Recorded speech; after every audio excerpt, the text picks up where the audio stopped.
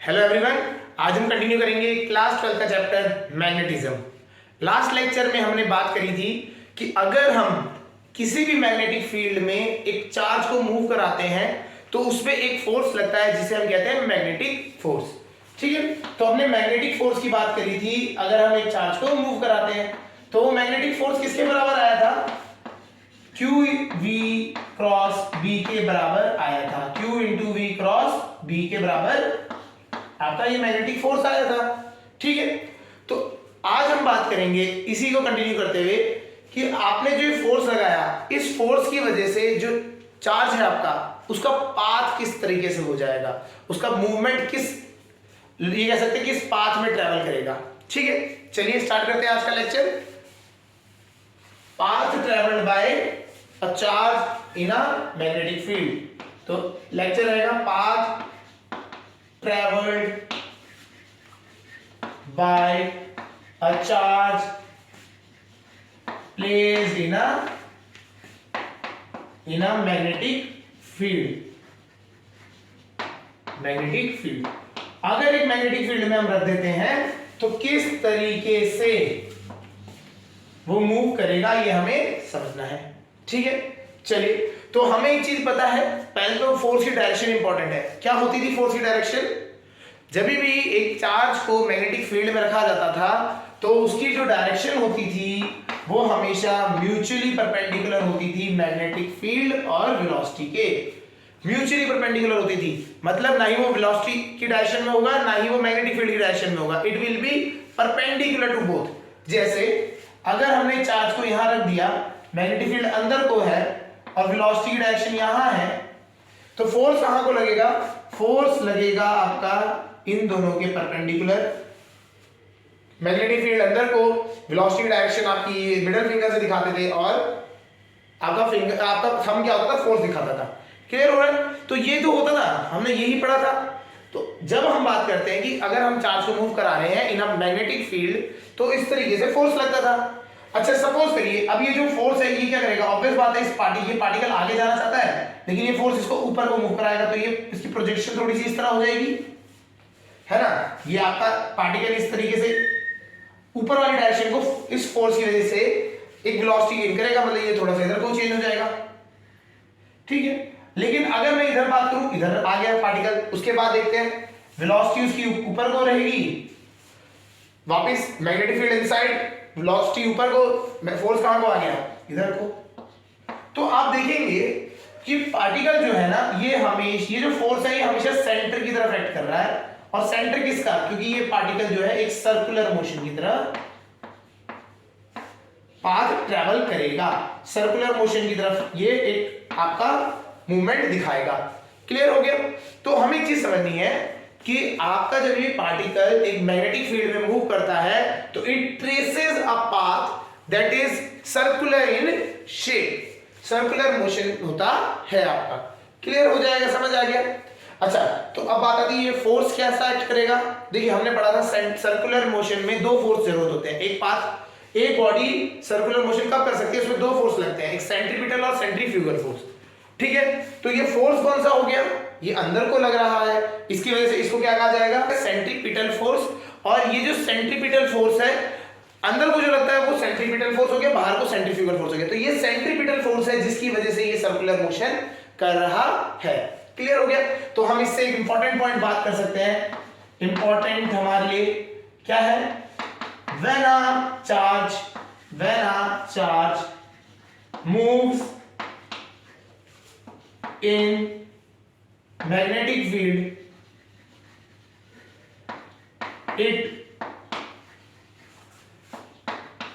it traces a circular path. It traces a circular path. एक circular path करता है in which magnetic force, जो magnetic force होता है, in which magnetic force act as, क्या करता है? magnetic force act as centripetal force। तो सेंट्रीपिटल फोर्स की तरह एक्ट करता है। समझ आ गया? तो ये एक इंपॉर्टेंट पॉइंट हमें समझना है कि कभी भी अगर एक पार्टिकल मूव करेगा in a magnetic field, it will be covering it will be tracing a circular path. Clear? ठीक है, अब हम इसके ऊपर थोड़ी और एनालिसिस करते हैं। इसकी एनालिसिस क्या करेंगे, हम बात करेंगे कि कितना रेडियस है। अगर हम बात करें सर्कुलर पाथ में घूम रहा है तो रेडियस भी तो होगा, तो कितना रेडियस, क्या किस रेडियस में घूमता है उसको निकालेंगे। इसका टाइम पीरियड निकालेंगे, कितना टाइम में घूमता है, तो ये चीज समझते हैं। चलिए अब बात करते हैं आगे।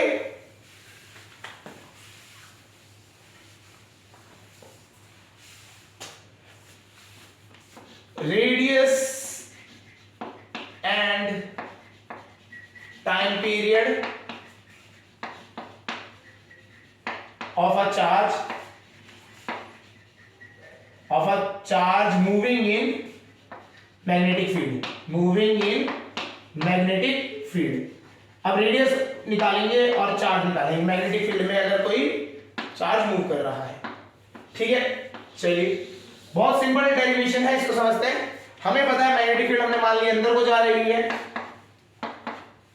और हमारा जो मोशन ट्रेस किया गया वो है सर्कुलर पाथ, है ना, वो सर्कुलर पाथ में चलता है। फोर्स लग रहा होता है इधर को, अंदर को, वेलोसिटी आपकी बाहर को, कहीं से भी आप कर लीजिए। यहाँ पे वेलोसिटी यहाँ हो गई, फोर्स आपका इधर हो गया। रेडियस हमने मान लिया यहाँ से, रेडियस हमारा आर है।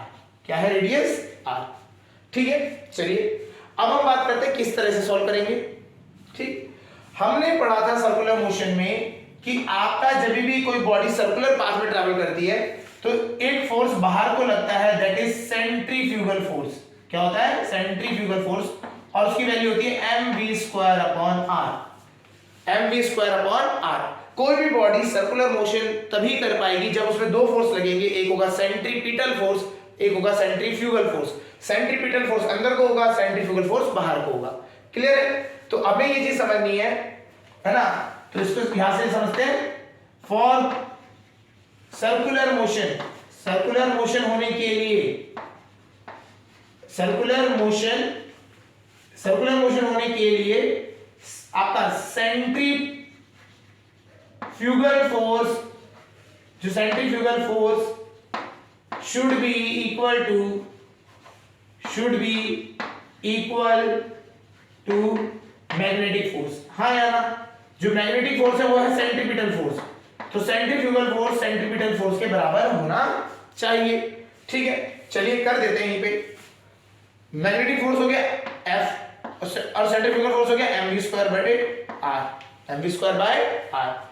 अच्छा, मैग्नेटिक फोर्स का फॉर्मूला कल ही हमने ड्राइव किया था, वो था, इससे पहले लेक्चर में हमने ड्राइव किया था QVB होता है। तो QVB इज इक्वल टू क्या हो जाएगा? mv²/r। v से v कैंसिल आउट हो गया, तो यहां से हमारे को रेडियस निकल के आएगा। अगर आप इसको सॉल्व करेंगे तो radius will be mv/qb। This is the radius of the path travelled by the charge moving in a magnetic field. ठीक है, तो ये डिपेंड किस पे करता है? रेडियस आप देखेंगे मास पे डिपेंड करता है। क्या मास होगा उस चार्ज का? प्रोटॉन है, इलेक्ट्रॉन है, तो उनका मास पता होना चाहिए। वेलोसिटी किस वेलोसिटी से मूव कर रहा है वो भी पता होना चाहिए। चार्ज और मैग्नेटिक फील्ड की मैग्नीट्यूड पे भी डिपेंड करता है। तो ये हमारा एक इंपॉर्टेंट रिजल्ट आ गया, हमें पता लग गया रेडियस किसके बराबर है? mv/qb। समझ आया? और निकाला कैसे? हमने सिंपल कंसेप्ट लिया, बोला कि जो सेंट्रीफ्यूगल फोर्स है वो सेंट्रीपिटल फोर्स के बराबर होगा, तभी ये आपका आंसर आएगा। ठीक है, तो सेंट्रीफ्यूगल फोर्स हमारा mv²/r होता है, सेंट्रीपिटल फोर्स हमारा यहाँ पे है मैग्नेटिक फोर्स, तो मैग्नेटिक फोर्स होता है QVB, इसके mv²/r के बराबर रख दिया। क्लियर हो गया? समझ आ गया? ठीक है, चलिए तो हमें ये तो समझ आ गया रेडियस कैसे निकालते हैं, रेडियस किस तरह निकालें, और रेडियस की वैल्यू हमारे पास आ गई। ठीक, अब हम बात करते हैं इसका टाइम पीरियड। मतलब टाइम पीरियड मतलब क्या होता है? एक टाइम, कितने टाइम में ये पूरा कंप्लीट सर्कल कर लेगा, उसे कहा जाता है टाइम पीरियड। तो उसे समझ लेते हैं, टाइम पीरियड क्या से निकलेगा? टाइम पीरियड सिंपल है, हमें पता है कौन सा मोशन कर रहा है ये, सर्कुलर मोशन। तो एक चक्कर कितना हो गया? 2πr, 2πr ही चक्कर काटेगा। डिस्टेंस देखो, टाइम क्या होता है? डिस्टेंस अपॉन स्पीड, तो डिस्टेंस है आपका 2πr। स्पीड कितनी थी इसकी? स्पीड थी v, स्पीड दी हुई, ठीक है जी। चलिए आर की वैल्यू हमने यहां निकाली है, r is equal to mv upon Q भी रख देते हैं। तो टाइम पीरियड आ गया 2 पाई, r की जगह रखा हमने mass into velocity upon a to b पहले से था और q इनटू b। v से v कैंसिल आउट हो गया और टाइम पीरियड आपका आ गया 2 पाई m अपॉन qb। तो टाइम पीरियड का फॉर्मूला आपका ये बन गया। तो ये भी एक हमारा इंपॉर्टेंट रिजल्ट है, time period is equal to 2 pi m upon qb। तो ये हमारा टाइम पीरियड का फॉर्मूला आ गया, समझ आ गया होगा। तो हमने सिंपल कंसेप्ट लिया, बोला टाइम क्या होता है, डिस्टेंस अपॉन स्पीड। तो टाइम दे रखा है, हमें निकालना टाइम, स्पीड है हमारी v और हमारा डिस्टेंस है 2 पाई r। एक सर्कल का एक हमें तो टाइम पीरियड निकालना है। टाइम पीरियड क्या होता है, एक चक्कर लगाने का टाइम। तो एक चक्कर लगाना कितना है, 2 पाई r डिस्टेंस कवर करना है, 2 पाई r अपॉन स्पीड। तो ये अपना निकल गया, क्लियर। चलिए अब इसी के साथ फ्रीक्वेंसी भी निकाल लेते हैं। फ्रीक्वेंसी तो बहुत इजी है, फ्रीक्वेंसी मतलब कितने चक्कर लगाएगा पर सेकंड, और फॉर्मूला होता है फ्रीक्वेंसी का 1 अपॉन टाइम पीरियड। फ्रीक्वेंसी का फॉर्मूला होता है 1 अपॉन टाइम पीरियड। तो फ्रीक्वेंसी का फॉर्मूला सीधा यहीं से ड्राइव यहीं से हो जाएगा, इसको रेसिप्रोकल कर दो, qb अपॉन 2 पाई m। ये आपका फ्रीक्वेंसी का फॉर्मूला हो गया, frequency is equal to qb upon 2 pi m। तो हमारा तीसरा रिजल्ट ये हो गया फ्रीक्वेंसी का, that is frequency is equal to qb upon 2 pi m, ठीक है। ये आपका फॉर्मूला हो गया। तो हमारे को तीन रिजल्ट्स इंपॉर्टेंट होते हैं यहाँ पे, ये चीज समझनी है। एक तो रेडियस क्या है हमारा, radius is mv upon qb, mv upon qb रहेगा। टाइम पीरियड क्या हो जाएगा 2 पाई m अपॉन qb, और फ्रीक्वेंसी इसका रेसिप्रोकल होता है qb upon 2 pi m। Clear, समझ आ गया। चलिए जहां तक ये समझ आ गया होगा तो हमें पता लग गया, अगर एक बॉडी को हम मूव कराते हैं in a magnetic field, charge body को मूव कराएंगे मैग्नेटिक फील्ड में, तो उसका रेडियस क्या होगा, वो सर्कुलर, पहले बात तो है सर्कुलर मोशन में घूमेगा, तो उसका रेडियस क्या होगा, उसका टाइम पीरियड क्या होगा, उसकी फ्रीक्वेंसी क्या होगी, हमने यहाँ पे समझ लिया। क्लियर है। अब बात करते हैं, अगर ये जो हमारा मैग्नेटिक फील्ड में ही चार्ज मूव कर रहा था, इसमें जो वेलोसिटी थी, इस पहले वाले जो केस में हमने बात करी थी, वेलोसिटी क्या थी, वो थी आपकी 90 डिग्री पे, जैसे मैग्नेटिक फील्ड अंदर को थी हमारी, ठीक है, और आपका जो पार्टिकल था वो इस तरह से मूव कर रहा था सर्कुलर पाथ में, और वेलोसिटी क्या थी, हमेशा 90 डिग्री के एंगल 90 डिग्री पे थी b के साथ, है ना। अब तो ये केस समझ आ गया। अब हम बात करते हैं, ये वाला केस हमने पढ़ लिया था, अब पढ़ लिया ये वाला दूसरा वाला केस पढ़ते हैं, case 2 when theta between angle, या थीटा कह सकते हैं, एंगल कह सकते हैं, एंगल बिटवीन, अब हम बात करेंगे angle between magnetic field and v is not 0 नहीं है, कॉमा 180 नहीं है, 0 और 180 होगा तो अपने आप मैग्नेटिक फोर्स 0 हो जाएगा, वो तो हम लेंगे नहीं, और 90 नहीं है। अभी तो हमने लास्ट जो कभी पढ़ा हमने, है ना, वो क्या है 90 था, वो कितना था 90 था, ठीक है। तो अगर हम बात करें कि अब केस ऐसा आ जाए कि मैग्नेटिक फील्ड जो है, लास्ट केस में हमने मैग्नेटिक फील्ड बोला कि अंदर हो जा रही है और वेलोसिटी हमारी मूव कर रही थी, जैसे हमने क्या बोला था, मैग्नेटिक फील्ड अंदर को, वेलोसिटी इधर को मूव कर रही है, दोनों के बीच में 90 डिग्री का एंगल हो गया, एक अंदर के प्लेन को, एक इधर को, तो 90 डिग्री का फोर्स ऐसे लग रहा है। अब केस हम बात करते हैं कि वेलोसिटी ना परपेंडिकुलर है ही नहीं, इन दोनों के बीच में एक एंगल है, मतलब जैसे हमने बोला मैग्नेटिक फील्ड है इस बार इधर को, और वेलोसिटी है पार्टिकल की इधर को, चार्ज हमारा ये पड़ा, ये प्लस q, तो ऐसे में किस तरीके का मोशन होगा, ठीक है। वो जो हमने जो पढ़ा वो तो सर्कुलर मोशन, अभी तक हमने पढ़ा कि अगर मैग्नेटिक फील्ड और वेलोसिटी एक दूसरे परपेंडिकुलर होंगे, सर्कुलर मोशन दिखा रहा है। अब हम बात करेंगे केस 2, हमारा यहाँ पे क्या बन जाता है, अगर इनके बीच में एंगल बन जाए थीटा, तो क्या होगा, तो इसको समझते हैं अब, ठीक है। अब क्या होता है, अगर ये थीटा अगर हो जाए तो हम क्या करेंगे, दो कंपोनेंट ब्रेक करेंगे, एक तो होगा along the magnetic field, that will be v cos theta, और एक होगा इसके perpendicular, that will be v sin theta. दो हो जाएंगे अलग अलग, है ना।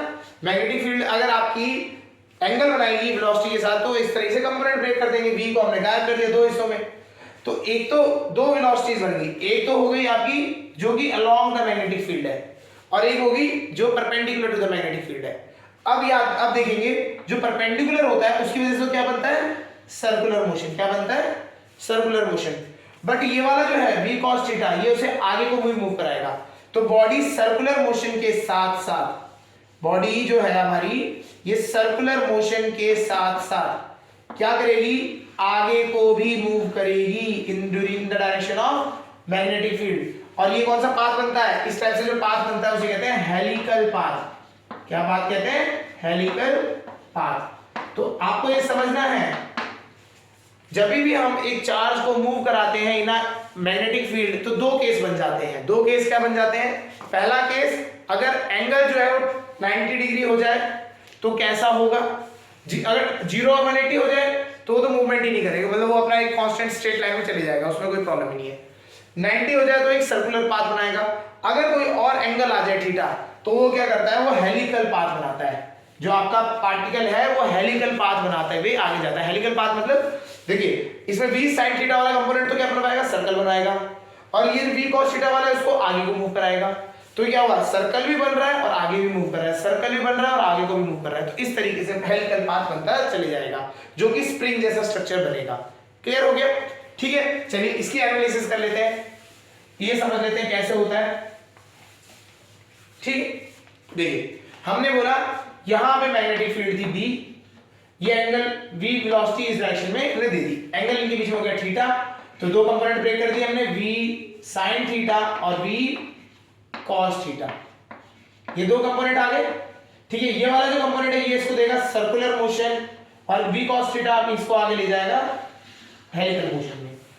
ठीक है, कोई डाउट? चलिए अब हमें वही एनालिसिस करना। सबसे पहले बात आती है रेडियस। रेडियस क्या होगा, अब रेडियस के लिए हमने लास्ट टाइम जैसे किया था वही करेंगे।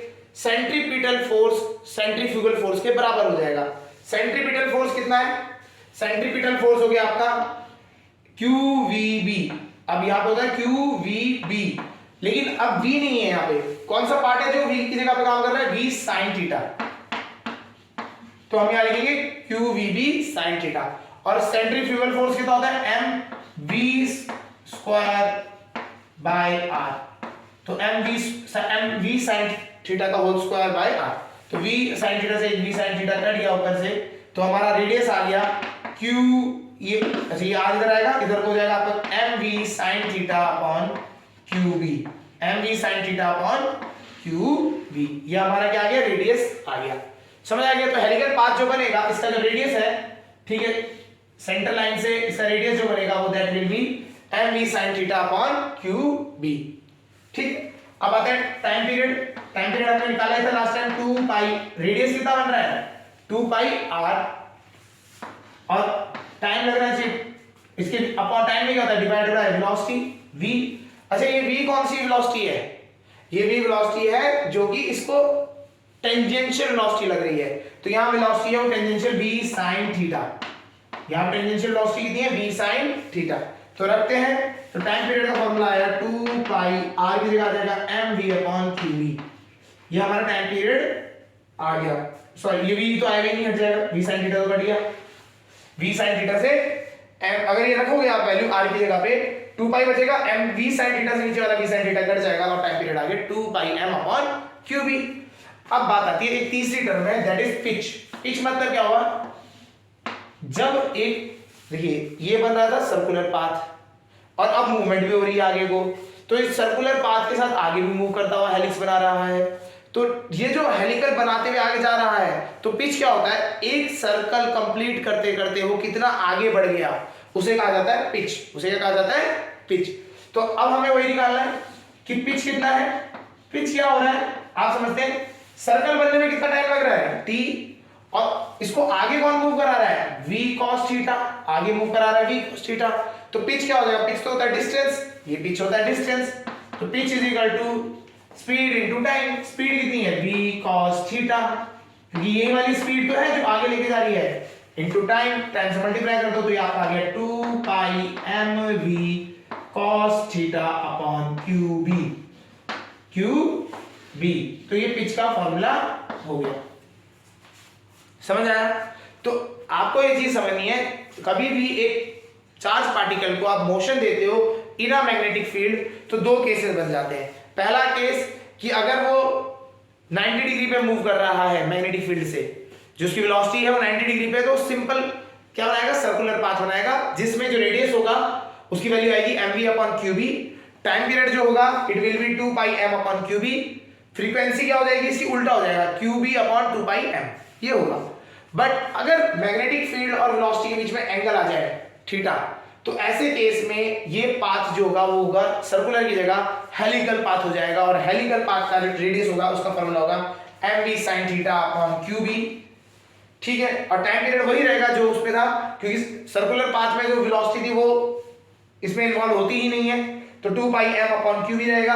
पिच का फॉर्मूला एक नया आ जाता है, पिच मतलब जो हेलिकल एक टर्न लेने में कितना आगे मूव कर गया, दैट इज 2πmv/cos θ/qb। समझ आ गया होगा? तो इस तरीके से अगर एक पार्टिकल मूव करता है इन अ मैग्नेटिक फील्ड तो ये दो केस इसके बनते हैं। तो हमें समझ आ गया कि अब इसको समझते हैं, इसकी एक समरी लिख लेते हैं। क्या हुआ है, मोशन जो अगर हम बात करें पाथ ट्रेवल की तो दो केस होते हैं। केस 1, थीटा कितना है 90 डिग्री। देखो 0 डिग्री और 180 डिग्री पे तो वो स्ट्रेट लाइन में निकल जाएगा, ठीक है। चलिए उसको केस 3 भी लिख देते हैं, कोई प्रॉब्लम नहीं है। अगर जो बी और है ना, बी एंड वी इनके बीच का जो एंगल है थीटा 90 डिग्री है, तो इस टाइम पे क्या होगा, जो मोशन होगा वो कैसा हो जाएगा, सर्कुलर, बिल्कुल सर्कुलर वाला मोशन हो जाएगा, है ना। इस टाइम पे रेडियस आता है हमारा, जो रेडियस हमारा निकल के आता है इस टाइम पे mv/qb। टाइम पीरियड आता है हमारा 2πm/qb,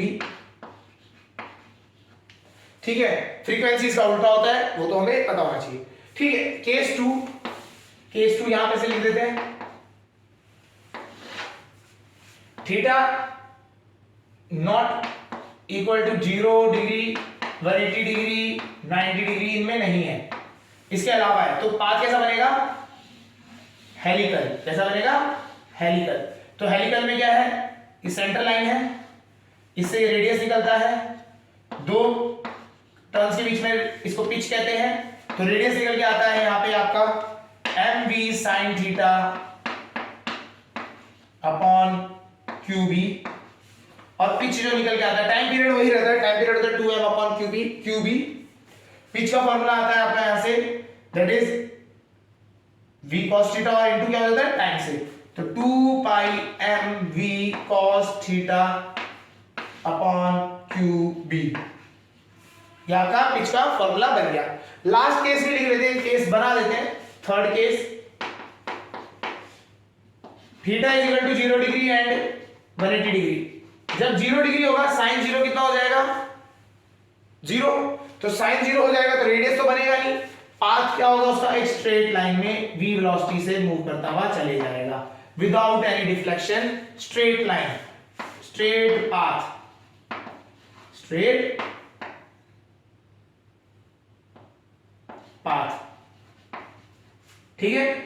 बिल्कुल हम कह सकते हैं motion is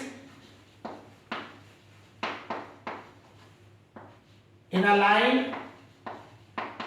with constant velocity, उसी वेलोसिटी से वो किसी विदाउट डिफ्लेक्शन के वो सीधा मूव करता चला जाएगा। तो अगर हमें कोई पूछे कि किस तरीके से पार्टिकल है, अगर एक चार्ज पार्टिकल है वो हमने मैग्नेटिक फील्ड में मूव कराया तो किस तरीके का पाथ लेता है, अगर थीटा 90 डिग्री है तो सर्कुलर पाथ लेगा, अगर थीटा 0, 180, 90 इनमें से है ही नहीं, एक रैंडम एंगल है थीटा, तो वो क्या होगा, उसका रेडियस हो जाएगा mv/θ/qb, पिच हो जाएगा, क्योंकि ये हेलिकल पाथ मूव करेगा तो पिच हो जाएगा 2πmv cos θ/qb, time period यही रहेगा 2πmqb। अच्छा, अगर सपोज करिए वो बोलते हैं कि भैया एंगल 0 और 80 डिग्री है, तो मैग्नेटिक फील्ड का कोई इस पे इफेक्ट नहीं पड़ेगा, वो सीधा का सीधा जैसे आया था सीधा ही निकल जाएगा। क्लियर हो गया? तो इस तरीके से ये आपके मोशंस होते हैं या पाथ जो होते हैं वो हमें पता चलते हैं। क्लियर हो गया? क्वेश्चंस बहुत सिंपल रहते हैं, फॉर्मूला पुट करो गेट द आंसर। सिंपल आपको फॉर्मूले रखने होते हैं, आपको आंसर मिल जाता है। क्लियर? चलिए आज के लिए इतना ही करते हैं।